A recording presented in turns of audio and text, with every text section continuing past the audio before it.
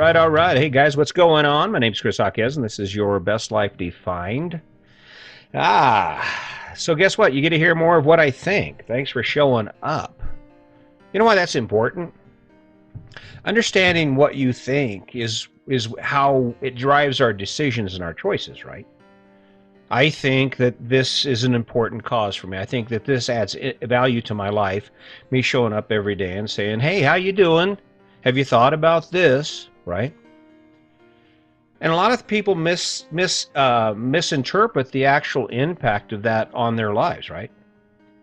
And more than that, we fail to evaluate where that information comes from and what it actually does to us. Let me give you an example here. So I'm kind of a weak-minded individual when it comes to hot button topics. I got to tell you, I hate politicians. I don't like politicians. I think they're liars. There are a couple issues that go on in the country that they'll definitely get my dander up. And what's bad about that is it's a point of distraction for me. I mean, no matter what these issues are, it's not likely that I'm personally going to be able to do anything about them. And more than that, by me introducing that type of information into my life, what it does is it changes my mindset.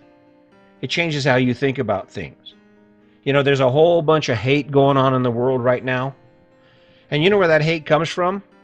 That comes from people who live by hate, who love hate, who thrive off of hate, convincing other people of their need to hate.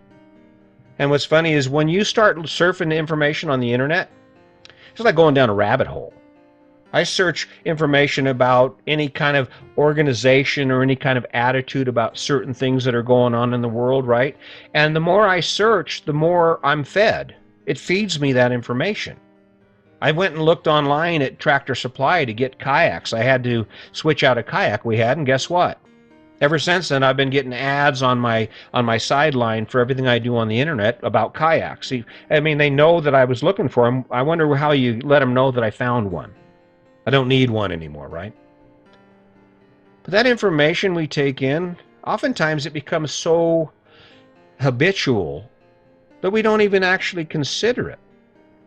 And what's sad about it is if there was ever a time in the country or in the history of mankind when we don't have any way to validate the truth of anything that's being said or being posted, now is the time, right?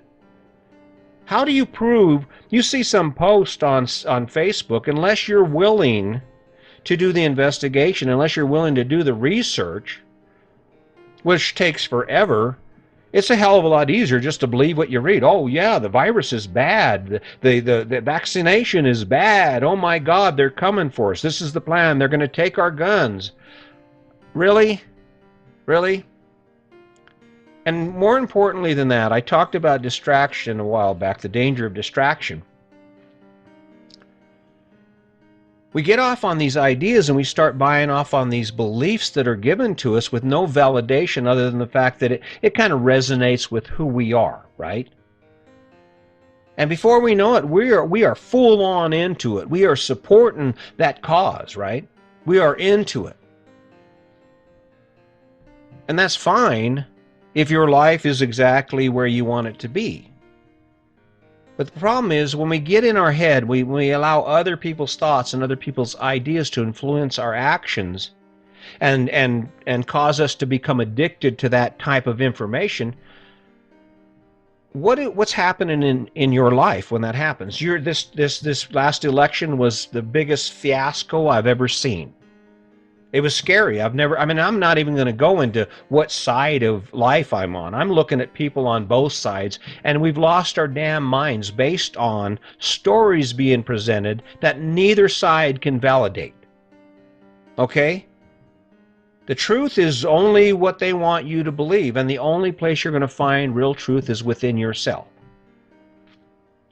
So when you take in information, and you might be wondering, well, what the hell does this have to do with living your best life? If someone sells you an idea or a story that's going to take you down the wrong path, and you go down the wrong path and you're just grinding down that wrong path, how is it going to feel when you've put in 3-4 years into that before you realize that you wasted it?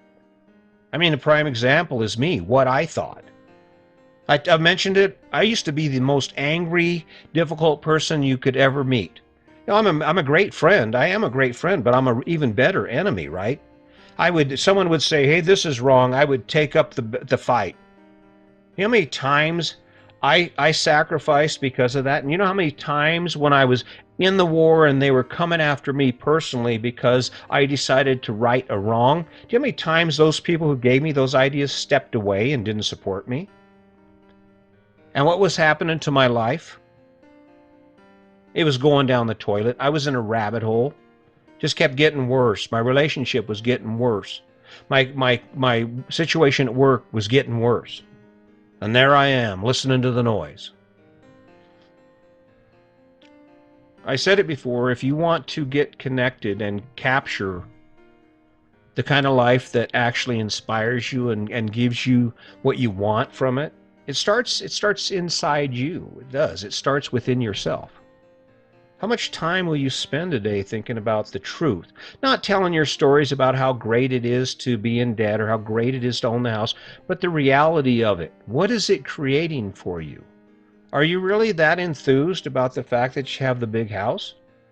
I mean, take away the idea that someone else gives a damn about what you have. Forget about that, because that's a big motivator. We've got these standards for success that have been designed by the marketing experts who say this is success, this is happiness. That's that whole corporate model, right? This will make you happy. Move all that away. Forget about what anyone else thinks of what you do, what you have. Is it really that great? And I used to argue, I go, no, you can't have a big house. No, I don't care what you have. The question is what you own giving you access to the things you love to do, the kind of life you want to live? Now, I know there are a lot of pretenders out there. And the way we manage to live a life that doesn't actually fit and just accept it is because we tell ourselves, oh, no, I'm happy. I'm happy, because saying that relinquishes any opportunity or obligation from us to actually have to do something. It relieves us from any burden. Oh, no, I wouldn't change a thing. I'm happy as hell being 300 pounds overweight. And that's not a judgment. It's a fact. I'm happy. I smoke and it's kind of, I can't hike, but I'm okay with that. I'm a terrible husband and we fight quite a bit, but other than that, the biggest lie we will ever tell is the lie we tell ourselves. And what does it do? It forms our thoughts and it gives us the justification to not change. And when you think about living your best life, that's really what it comes down to. It comes down to an attitude of perpetual change, perpetual movement in a new direction. People say, well, you're never happy. No, I'm never happy. I'm immensely satisfied. I feel satisfied in the fact that, that there's not anything I can't do. And do I work at it at the pace? No, because amid this podcast and amid the book, there's something else I want to do. It's about living life. It's about tasting this and doing that and being there and seeing this, right? It's about meeting people and making friends. It's the balance. And when we're not careful about the information we take in, it throws us out of balance. I admire people who are in shape, but I'm not really that impressed. Or I guess I am impressed, but I'm not willing to make that sacrifice to do what it takes to get where some of those people are. There are people who wake up every day and working out is their life, right? They eat the right food. They work out 3 times a day.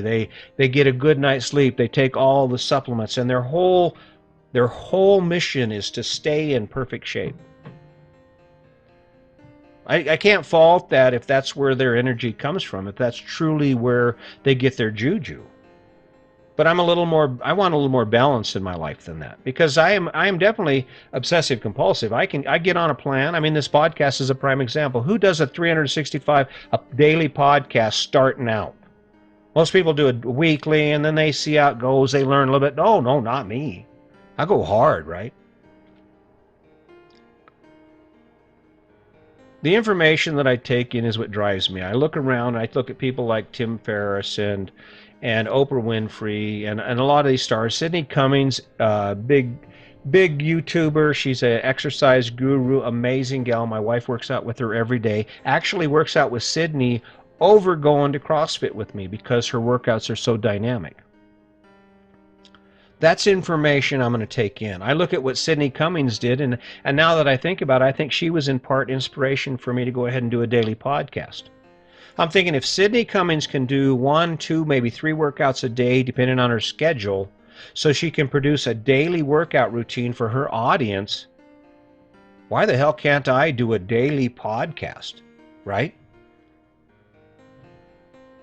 That's information that we need to be taking in. That's information you need to be taking in.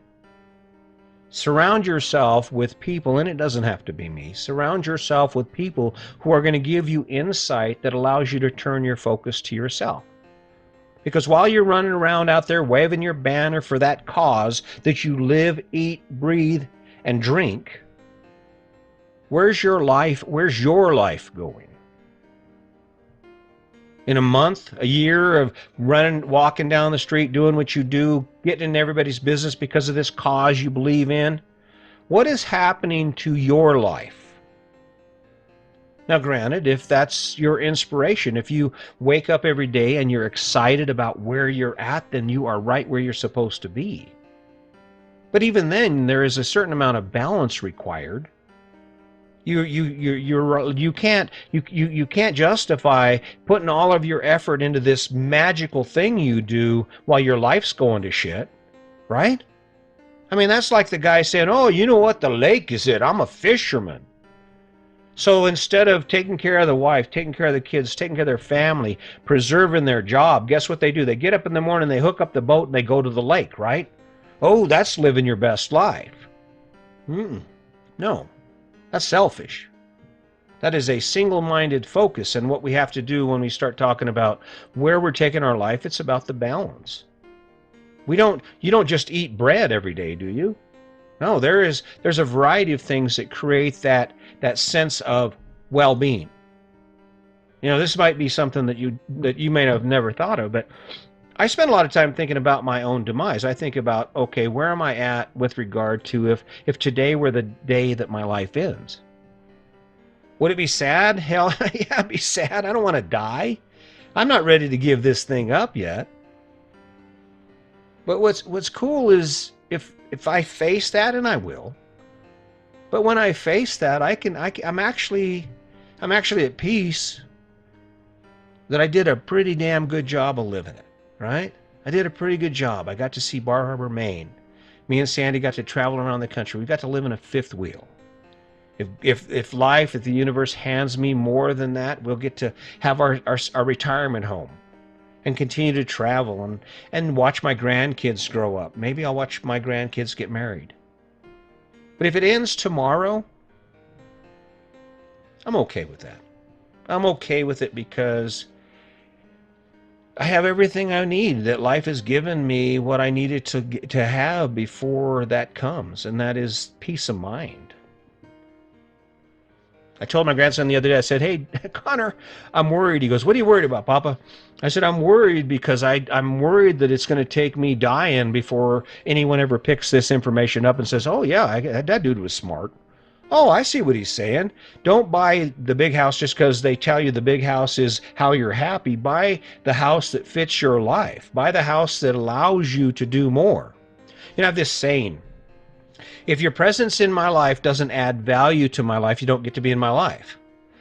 I'm not going to waste my time with that. Well, the same thing is true when you think about the things you bring into your life.